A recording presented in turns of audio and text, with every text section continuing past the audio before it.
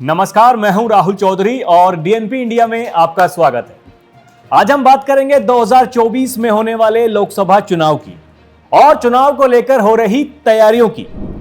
28 सदस्यों वाले विपक्षी गठबंधन इंडिया ने बुधवार को हुई बैठक के बाद राज्य स्तर पर बिना किसी समान फॉर्मूले के चुनाव से पहले सीट बंटवारे की कठिन प्रक्रिया शुरू करने का फैसला किया है। विपक्षी गठबंधन ने अक्टूबर के पहले हफ्ते में संयुक्त चुनावी रैलियों करने का भी फैसला किया है। इंडिया गठबंधन के दलों के नेता ये कहते रहे हैं कि सीटों के बंटवारे का फॉर्मूला अलग अलग राज्यों की राजनीतिक स्थिति के आधार पर अलग अलग हो सकता है। यह काफी हद तक पिछले लोकसभा और विधानसभा चुनावों में पार्टियों के प्रदर्शन पर आधारित होगा। बुधवार को दिल्ली में एनसीपी प्रमुख शरद पवार के घर पर आयोजित गठबंधन इंडिया की समन्वय समिति की पहली बैठक में नेशनल कॉन्फ्रेंस के अमर अब्दुल्ला ने कहा कि उन सीटों पर कोई चर्चा नहीं होनी चाहिए जो पहले से ही गठबंधन के किसी भी सदस्य के पास है।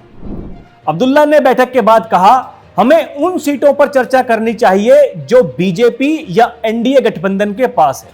जो सीटें पहले से ही इंडिया के पास हैं, उन पर चर्चा नहीं करनी चाहिए। अब ऐसे में अगर बात करें उत्तर प्रदेश की, तो यहां कांग्रेस के अध्यक्ष अजय राय समाजवादी पार्टी पर आरोप लगा चुके हैं कि उन्होंने उत्तराखंड की बागेश्वर सीट पर जानबूझकर अपना उम्मीदवार उतारा, जिससे उनकी वहां हार हो गई।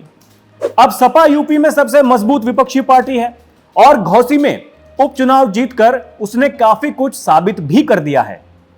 अब कांग्रेस अध्यक्ष के इस बयान के बाद सीट शेयरिंग पर विचार काफी मुश्किल जैसा दिखता है, पर हो कुछ भी सकता है। अब अंदाजा लगाना शायद गलत होगा। वहीं दूसरी ओर बात करें अगर बीजेपी की, तो सबसे पहले 18 से 22 सितंबर की तारीख याद आती है, क्योंकि इन 5 दिनों में संसद का विशेष सत्र बुलाया गया है और सभी नजरें गड़ाए बैठे हैं कि आखिर कौन कौन से बिल आएंगे और कौन कौन से पास होंगे। खैर, जो भी होगा बड़ा ही दिलचस्प होगा और उसकी तारें चुनाव से जरूर जुड़ी हुई होंगी।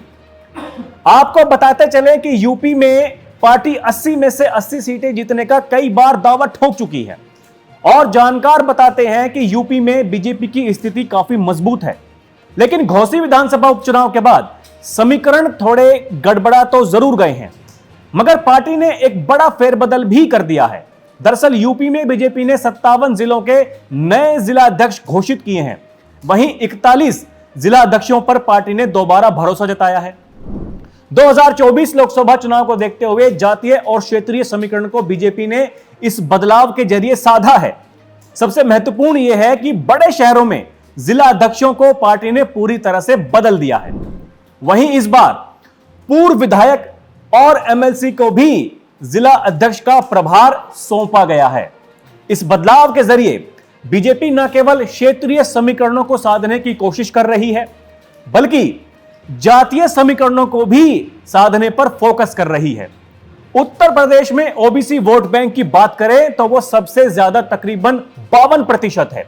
चाहे 2014 का लोकसभा चुनाव रहा हो या फिर 2019 का, ओबीसी समाज ने बीजेपी का हर चुनाव में साथ दिया है।